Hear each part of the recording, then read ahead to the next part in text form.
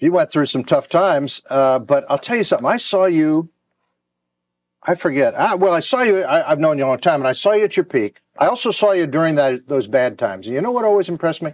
You were no different. Well, thank you. That's a great compliment. No different. That's a good compliment. You can't take it too seriously. I mean, I know you're going to be up. I'll be up. I'll be down.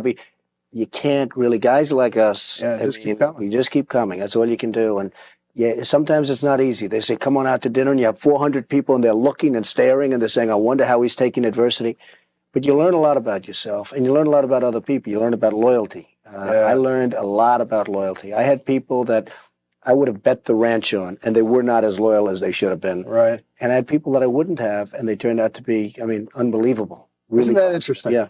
So you just can't tell. It's not color, it's not race, it's not religion, it's not anything, Roger. You just can't tell.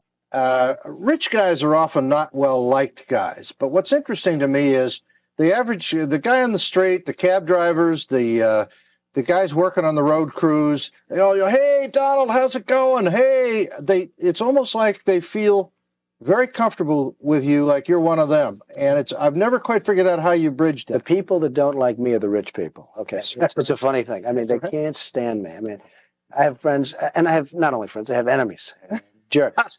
They work, they hurt people, they this, they that, and then they call up, can you help me get a reservation at a restaurant, okay? So what's the purpose of being rich if you can't get a table at a restaurant?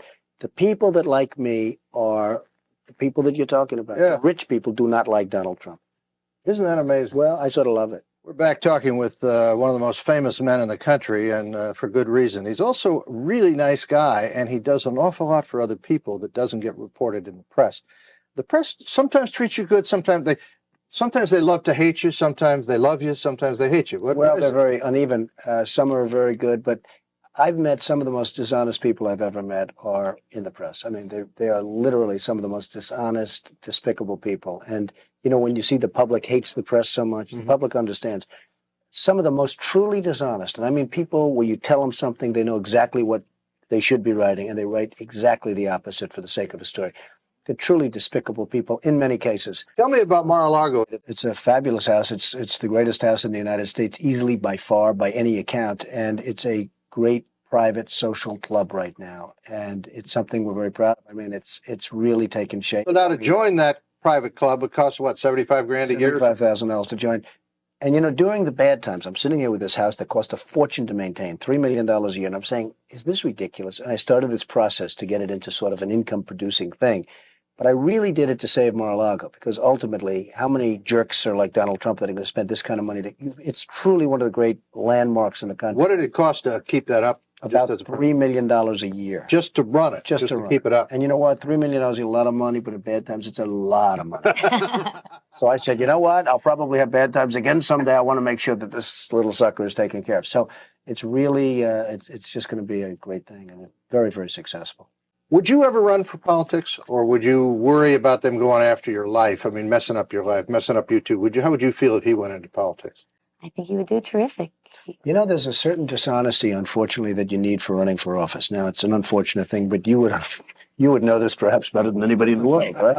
I've coached a few. I'm a pretty straight guy, and I'm not sure that somebody that really calls it like it is and says this is what you have to do, I'm not sure that kind of a guy gets elected. Maybe so, maybe not.